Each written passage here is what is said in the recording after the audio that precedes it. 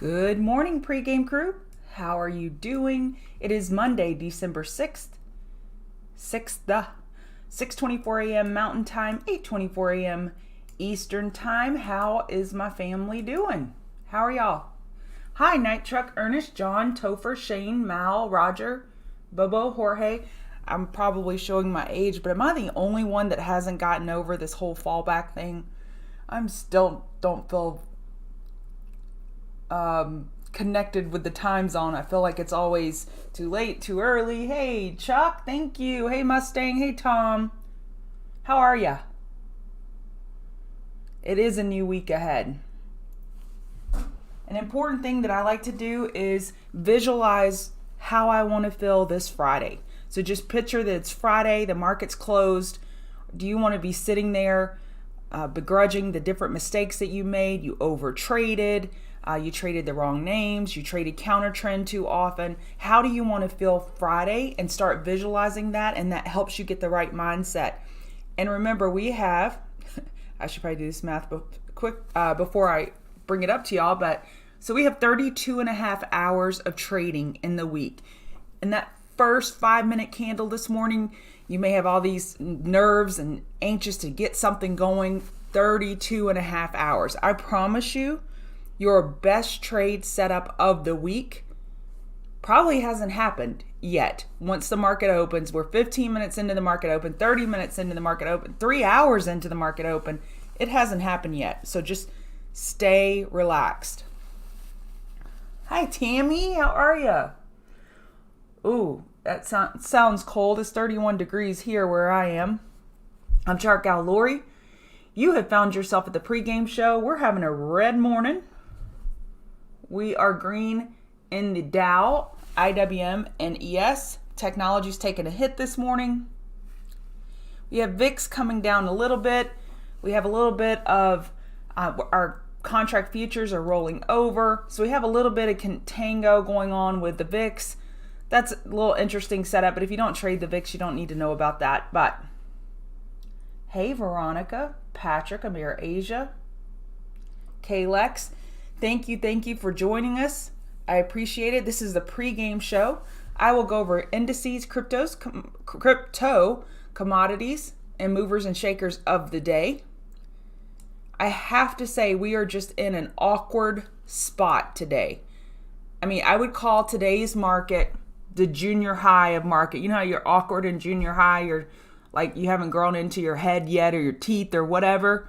We are in an awkward situation right now with the market. We are not in a place where bulls are encouraged to buy these dips because the bulls haven't proven a thing. But I can't recommend that you go out there and short everything when we would effectively be shorting in the hole. So we can't do that either. Hey, George. Yeah, let's look at Square.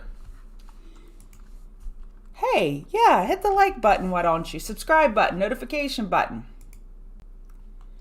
Okay, so big caution on Square. So Fintech, we know that PayPal, Square, they've been getting hit hard.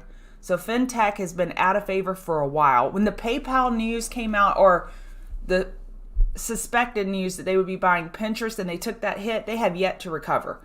And Square has been brought down with it or on its own volition, but we got Square. Dorsey, the CEO of Twitter and Square, he has stepped down from Twitter. He will now just be CEO of Square, and it's now called Block. So it wants to really emphasize its blockchain side. But look at Bitcoin. Bitcoin had a rough weekend. Look at this. So I would be very careful with Square. The more that Dorsey publicizes and promotes that Square and blockchain are synonymous and Bitcoin, and he continues to identify in that space until we can have some much clearer tickers for institutions to buy Square. They're going to be attracted to Square and they're going to trade it in correlation with Bitcoin. So just be super careful. Our daily's oversold, RSI 22. Weekly RSI is 32, approaching oversold.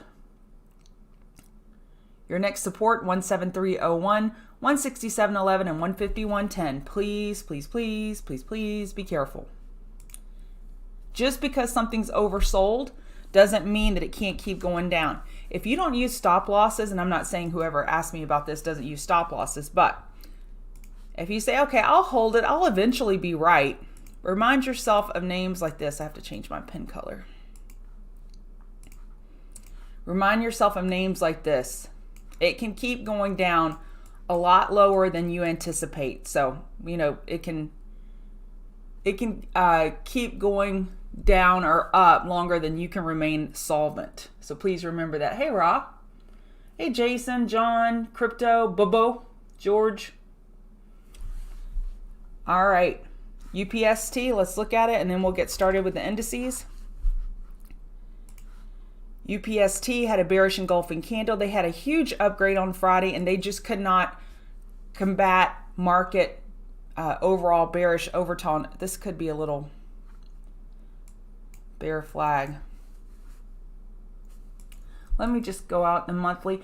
Okay, so bottom line on the monthly, odds favor a higher low compared to 107.26. We're pretty far from that right now. So we're scouting a monthly higher low. We can typically look for a daily oversold situation to put in that monthly higher low. It's holding up decently. I see no love for tech this morning except for Apple. Apple standing out again. And we know that's our general, but tech overall is bearish. I would have a hard time playing this name short because we're daily oversold. But as long as NASDAQ's not in favor and ARK and the growth names are getting hit, I just don't see how we can play this to the long side because the bulls haven't proven anything. Let me tell you, this was served up to the bulls on a silver platter and they did not take advantage of it. Of course, the market was weak, but let's look at ETFDB. 1 second, pull it up on another screen.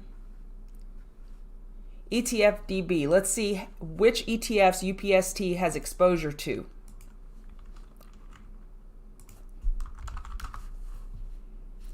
It is hardly, I mean, do you recognize any of these ETFs? I recognize bots, that's it. I mean, it's just not in a lot of ETFs. So why were the UPST bulls so weak on Friday? When you are not heavily weighted in any ETFs, you can do your own thing. You're just like freelancing. So that just really shows how weak UPST is because they got that huge upgrade, almost 100% upgrade to I think it was $350 on Friday, and they could do absolutely nothing with it.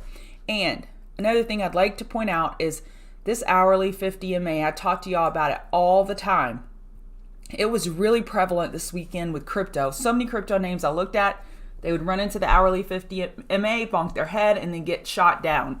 So whatever name you're looking at, just put that simple moving average at the 50 MA on your chart and see how price is reacting. Hi, I'm Chart Gal Lori. I'm part of the Chart Guys community. We teach technical analysis. You're at the pregame show. If you're interested in my chart setup, it's on the screen now. I have a difficult time monitoring chat. We have some mods in there that are awesome. They'll answer your questions. I'm going to rip through about 25 charts in about 25 minutes, and I'm just going to give you my perspective at this moment. As soon as I turn the microphone off, new data is brought into the market, and the market reveals itself more and more. So all I can give you is the framework at this time and just help you navigate the markets the best we can with what the information we have at the time. I think I said that already. Okay, let me get my chart set up off the screen. Okay, 4 hour, 4606.50, and then our lower low. So it's forming somewhat of a broadening formation here where we get these higher highs without a lot of follow through here. Higher highs without a lot of follow through, and then we get the lower lows without a lot of follow through. So the market is just trying to figure its way out. Let me go back to the daily, and it's Monday. Y'all are just going to have a little grace over me. It's Monday. I need more coffee. The volume in the market is what's giving me cause to pause. This is some major capitulation. The VIX has been super high volatility, and for me, it's making me just pause a minute. Now, a chart guy's edge, I'm saying edge in quotation marks, but it's chart guys because it's not, well, I guess other people use it too, but it's something that we teach pretty often is the volume climax. Typically, when you see this volume start shooting up, then you have max capitulation. That's when the real smart bulls step in and buy. They try to buy things on sale. So is this a volume climax? That is the question to be answered this week for me. But overall, I am cautious with the market. Let me show you why. So if you're a Swing Report member, you got a video about this weekend. The Swing Report's a 42-page document where we go over the overall macro, a look at the markets at a 50,000 foot level, the market wins. We look over the major sectors. Then we go to the relative rotation graph here, and we go over the tide pools. Where are things moving? And I call this musical chairs. So as long as the music's going, we're good. I'm concerned about the music stopping on us. And let me show you why.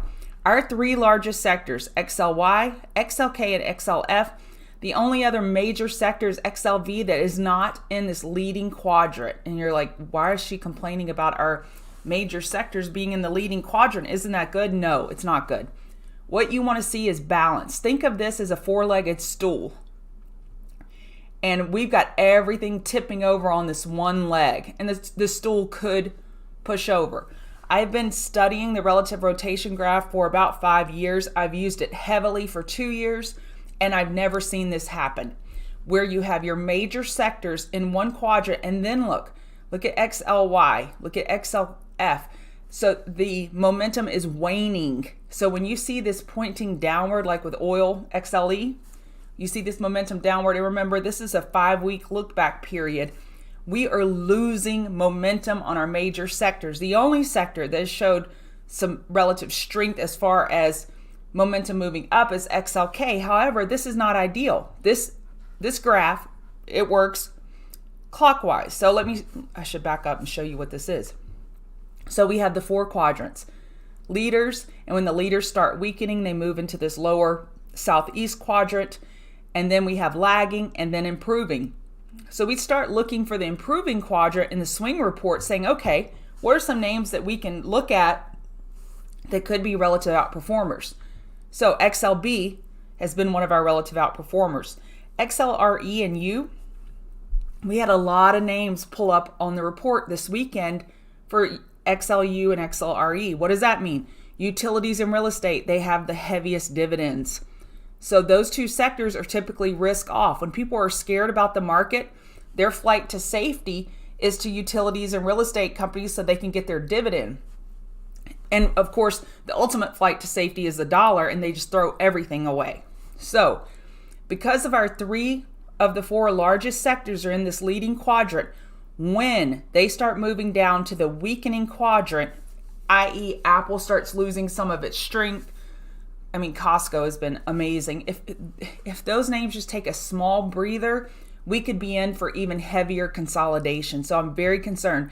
I prefer when things are balanced. What I'd like to see is over here, XLF, XLK, XLY, XLV. Let's get balance.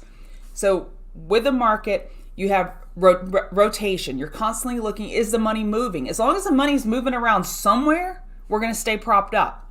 But if the money, they said, that's it, music stops, I'm taking all my money out, then you're going to see this relative rotation graph. You're going to see our large sectors move into weakening.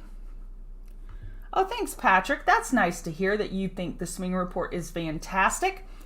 All right, so with ES, let's clean everything up. And we essentially have an EQ forming. It is not formed, it's forming, because we have this lower low. Lower high is not set yet. And then on any pullback, the odds favor a higher low.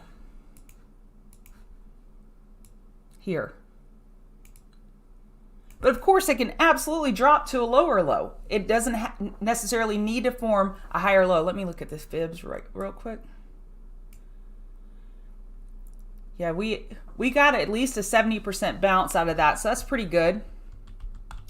So we're looking for a higher low compared to 4492. What will most likely dictate, is that a higher low or will we get a lower low, is going to be this NASDAQ chart. So your resistance 16151. Right now we're forming an inside bar on the 4 hour on ES, NASDAQ, RTY, and YM. So you see these yellow candles, those are inside bars. Those are little Russian nesting dolls where the price range is staying confined within the prior candle's range. So right now we have inside bars on the 4 hour, and how this resolves could most likely dictate our direction for the day. And as always, I'm constantly looking at market internals to give me clues as to what the most likely scenario will be. So Dow is actually has been outperforming. We're up 234 points. You're like, oh, the market's up. We're up 234 points. NASDAQ's red. So Dow is definitely holding up better, then IWM, then ES, and then NASDAQ. Let's go back to RTY. Let me show you a very key level. I would say it is the most important level on any of our charts. Here, let me look at IWM. This 209 level. 209.05. 209.05. If we lose that, we've lost this monthly uptrend on IWM. So, and I do want to say, I mentioned the sector rotation, XLY. A lot of these S&P sectors that have been super, super strong, and we've been carried by XLY and XLK since the COVID dump, could, not necessarily, but they could be forming a monthly bull flag. And that's exactly what market bulls want to see. They want to see these XLK and XLY form monthly bull flags and then resume higher. So let me go back. So RTY is stronger than NASDAQ and stronger than ES. So our RTY and YM are just slightly stronger. If this RTY strength continues, I would not, strength, this is not strength, we are weak. But if they continue to outperform NASDAQ, RTY again is a risk on indicator. People are willing to invest in small caps and mid caps. That's a good sign for the market if this were to get some trend changes on more meaningful time frames like the 4 hour. We want to see this. And if you are dip buying or shorting and you haven't gotten trend change confirmation, you're in a precarious situation. You're putting yourself at risk. So please, please, please make bulls and bears prove it to you depending on what side you're on. Dow resistance 34986, and y'all know what that is, psychological levels. And no index loves psychological levels more than the Dow. That's the level in the sand, the line in the sand. I'm telling y'all, it's hard to talk on Monday mornings. Okay, I'm going to put that alert. Tell me when the Dow approaches 35,000. So what would I do? If the Dow approached 35,000, got a 15-minute higher low, lower high, lower low, then I may look to short the overall market if the Dow can't get through 35,000 psychological, which also matches up with this 4 hour 50 MA. All right, Bitcoin.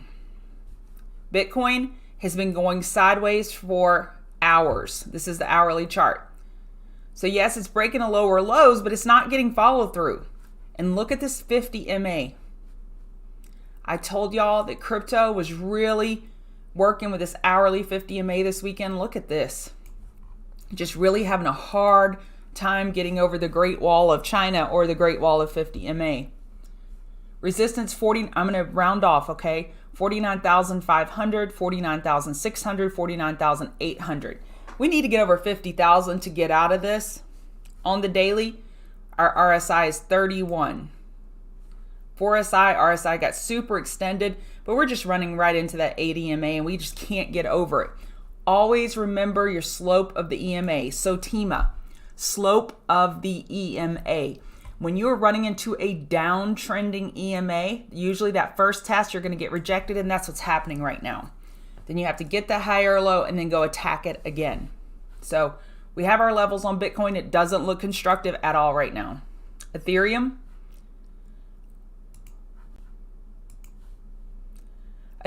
hourly, lower lows, lower highs, resistance 4,200, support 3,913. Getting some elevated volume here as well.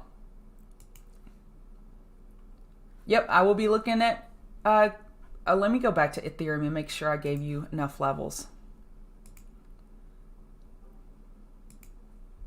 What the bulls would, that's not an inverse head and shoulders. It's close. This is some super weakness in the crypto market. Don't force any trades in crypto when we have been in a super bullish market, and then we're having these pullbacks, and they just keep having sustained pullbacks. Don't get overly eager to buy those dips. You're actually better off shorting any rip. So, crypto. The tax loss rules now, if you're in a different country, this doesn't apply to you. And even if you're in the US, you need to consult your tax professional. I just slept at a Holiday Inn Express last night, so I'm not an expert on all this stuff. But what I have read is the crypto wash sell rule will go into effect January 1. So if you have a loss on any of these crypto names, which a lot of people will now with this pullback, it would behoove you to sell it, take the loss, and then buy it back. Because you can just turn around and buy it right back and not have a wash sell. Again, alert, please consult with your tax professional. But that could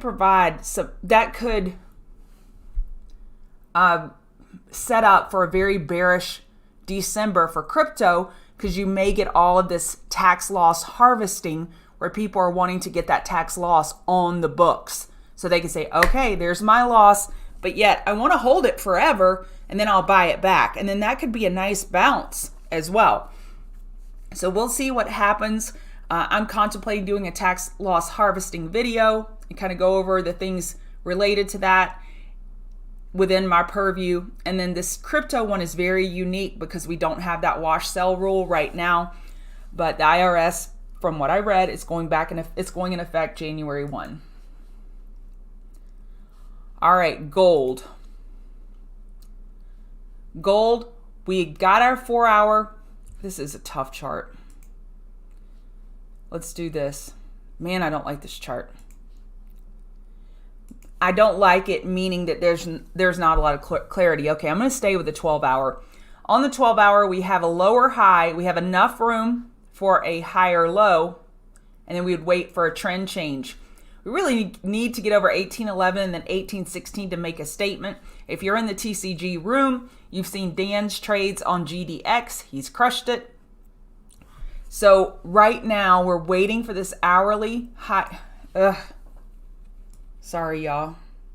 Lower low. This is a downtrend. If we get over 1783, I would say that would be an hourly higher high. Then we'd want that higher low and change the trend. Really, really sloppy chart. I don't like it at all. Oil. Oil, this could be a daily bear flag. Look at this slope right here. The little dog leg. Could be a bear flag. Caution, caution. Oil is way more constructed than nat gas. So we'll see resistance 69.22, 69.49, support 65.60. This isn't bad. This is actually a decent bounce on oil, but that daily bear flag would still be in the back of my head. Nat gas is so weak, I can't even get one of these lines to stay for longer than 15 minutes because it keeps breaking support. So Dan was just posting that we are approaching historical bounce levels on nat gas USD. Our daily RSI is 33. We broke this 3734 support, but commodities like to do that, break support by a little bit and then bounce. We'll see, but I would not give these bulls any benefit of the doubt whatsoever. Resistance 3766, then up at 384. VIX. So we were looking for this potential bear flag last week. That was Thursday, I believe. No. That was Friday. So we got this big move up. A little bear flag, but we do have enough room for a higher low compared to 28.54. And again, we've got some contango going on with VIX, so it's hard for me to trust this chart. So I'm actually just going to X that out. I don't want to give y'all any false information or benchmarks when things are just artificially down for no. It's artificially down. The VIX, I don't trust it at all. If anything, I'd be looking at the forward month contract. All right, Apple.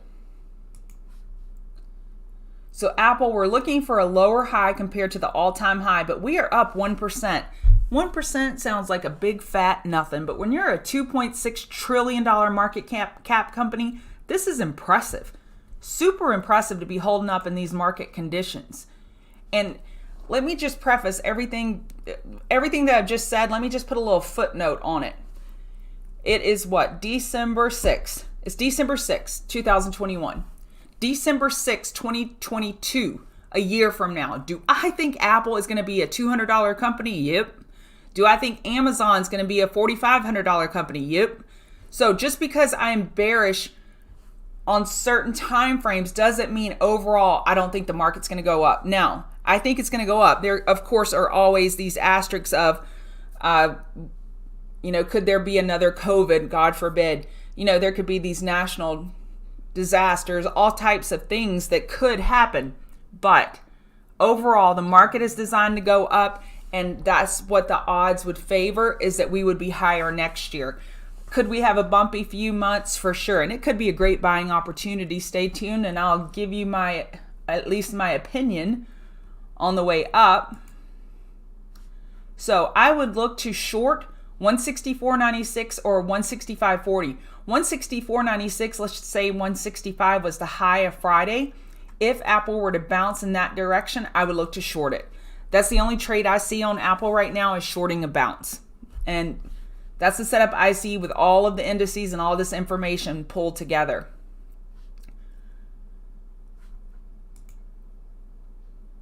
Yeah, these names are so weak. When you look at price, where it is relative to the hourly 50 EMA, look at these air pockets between price and the EMA. That is some major weakness. It can't even at least go up and bonk your head on it, then come back. It has these big pullbacks from these EMAs because it's just so weak. So I would look to short a bounce on Amazon. I see it a little bit more clearly on Apple, but definitely Amazon is an underperformer. We're red this morning. It typically doesn't have a lot of pre-market volume, but I would look to short Amazon bounces. Another level could be 34.20 level would probably be a safer area to look to short Amazon. LCID.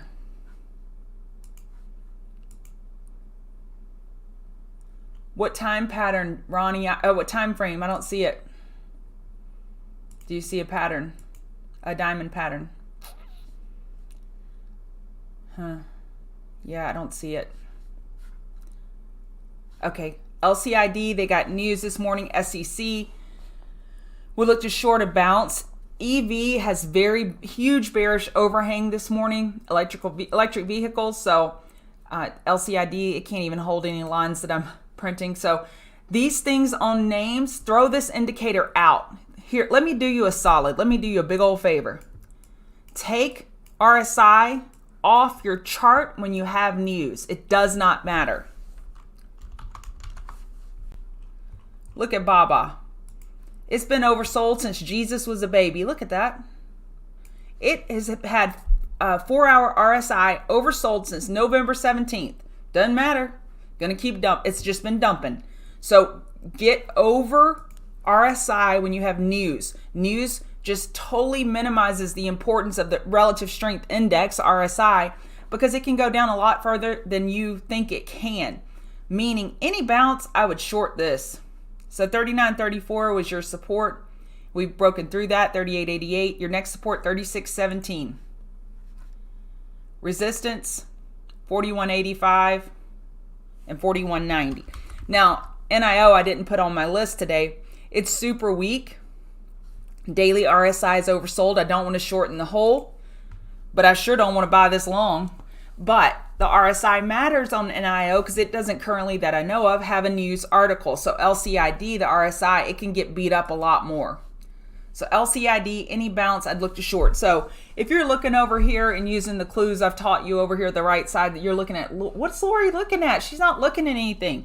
I'm looking at Nat Gas for a buy, for a counter trend flip, and I'm watching the indices and my 3 majors.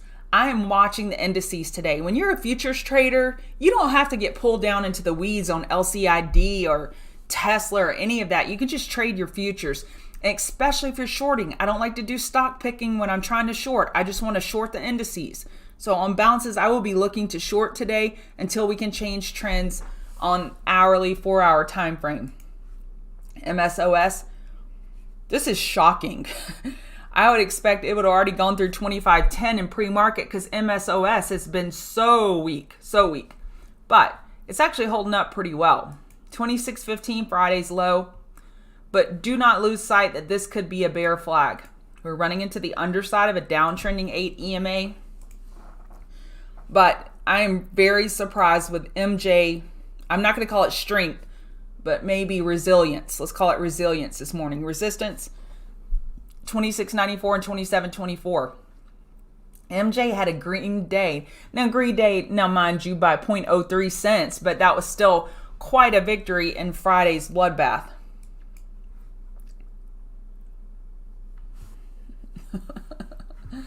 What is she saying? You don't know what I'm saying, Josh? Okay, Netflix. Now, this is going to be confusing. So, daily RSI is 32 on Netflix, meaning we're approaching daily oversold for the first time since we got that new all-time high, meaning it's typically a logical place to buy a dip. So, if we were to flush Friday's low of 594, let me see what that is, 1 second. So daily oversold would be 593. You see this little yellow level here, 593.27. This is my RSI indicator that shows me where RSI is oversold. So around 593, and it'll update once the market opens. But you could look to buy a dip down to 593, but then I would flip the script on any bounce and I would look to short against Friday's high. So Netflix, it has 2 trade setups, but remember, we have 6.5 hours in the trading day. So you can go long on a big flush and then look to short a bounce once it loses the 5-minute uptrend. So many different setups. And those of you who've been here lots and lots of mornings for months, y'all know the setups: high of low bar, low of high bar, stair step, back burner, equilibriums, double bottoms, double tops, tweezer bottoms. So I give you the setup, and then you have to wait for it to play out with it once the market opens over here in the Taylor Swift black space over here. Nvidia. Okay. I was looking at it this morning. It looked a little weaker. So I would look to short a bounce up to 301.30. Do not forget your prior supports that could act as resistance. So a move up. And of course, wait for a trend change on a smaller time frame. I would look to short 301.30 on Nvidia. It is super weak. We're already through Friday's lows. So they had a bad day Friday, down 4%, and now they're down 2.84%. So I do need a bounce. I can't short here, but it looks super weak. Rivian got lots of coverage initiations. Oh, Jason, I just see your question. I will answer you later, friend. Just wait 1 second. Sorry. So you see Rivian here, coverage initiated. So Rivian price target $94. Okay, we're at 103, 104, 110. So it's really across the board from $94 to 165. All of these initiations. So we are down at the all-time low of 95.20. So this could be, let me go set my alert. This is too sweet of a setup to not set an alert.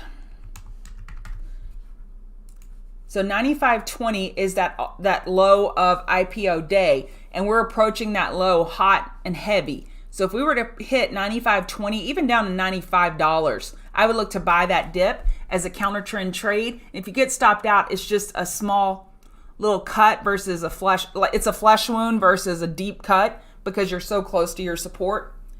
All these coverage initiations, this can make Rivian pretty interesting. So $100, Friday's low.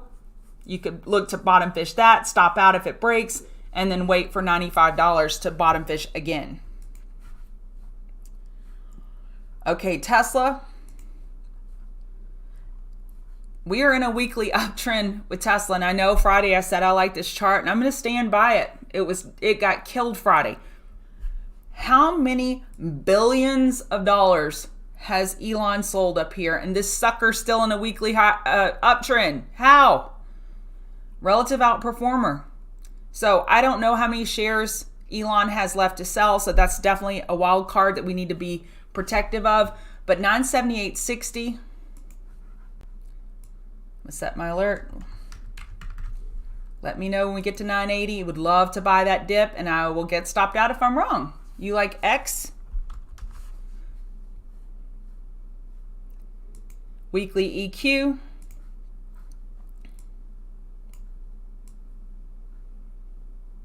$20.44 is your, well, you have a support at $20.46, $20.44, resistance $28.36, $30.56.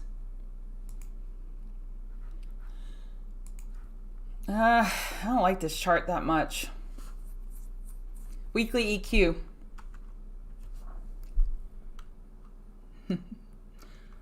All right, XM.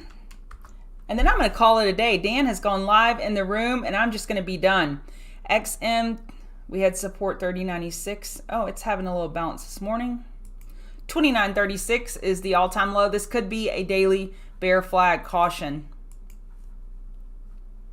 Interesting setup. Resistance 32.94, 33.22, support 31.09, 30.96. Use stop losses. Hit the like button, hit the subscribe button, hit the notify button. TCGers, I'll see you in the room. Pre-gamers, why aren't you a member of TCG? And follow me over on Twitter, Chart Gal Lori. All right, see y'all later.